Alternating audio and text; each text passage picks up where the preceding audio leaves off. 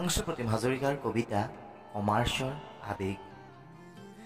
Guwahati commerce college প্ৰতিজনৰ হৃদয়ত যেন ঠাই লোৱা এটুকুৰা আবেগৰ ঠাই। চানমাৰীস্থিত কমাৰ্চ কলেজ। চন 1962 পৰা বীৰ দৰ্পে জ্ঞানৰ পোহৰ বিলাই ভাগৰ নলগা কমাৰ্চ কলেজ।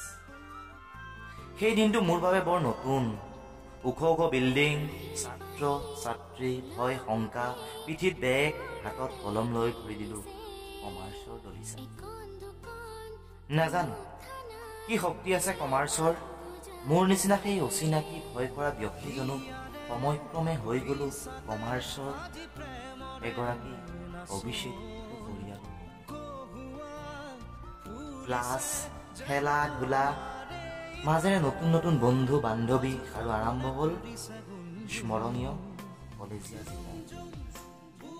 শুনিছিলো কমাৰ্চৰ আড্ডাৰ কথা, কিন্তু ইয়াৰ মজা কিমান গম পালো আহি কমাৰ্চৰ কেণ্টিন, বিগ্ৰাফছ আৰু পাৰ্কিং স্থলী। বিগ্ৰাফছ, উফ, কমাৰ্চৰ যেন নেহেৰু পাৰ্কে সেইখন। কিমান যে প্ৰেমিক প্ৰেমিকাৰ ভিৰ। বিগ্ৰাফছত শুনা কেইটামান শব্দ মোৰ বাবে বৰ নতুন আৰু বৰ স্পেচিয়েল। জানো, ধুন, টিকলি আৰু কিমান যে আছে। কাৰোবাৰ হাঁহি ফূৰ্তি, আকৌ কাৰোবাৰ বৰ দুখ। তাই চালা আজি বেলেগৰ পিছফালে ঘূৰিছে ৰে। তাই চালা আজি বেলেগৰ লগত চাহ খাবলৈ গৈছিল। কিমান হৈছে তাকে লৈ বৰ দুখ। তাৰ পাছত চানমাৰী ফ্লাইঅভাৰ, আমাৰ বাবে যে বিশ্বৰ আটাইতকৈ ওখ ঠাইখন, য'ত আমাৰ আড্ডাত কঁপি যায় চানমাৰীৰ আকাশ।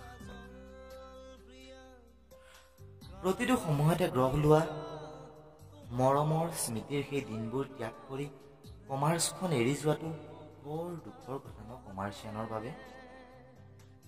কিন্তু কি কৰিম, সময় বৰ নিষ্ঠুৰ।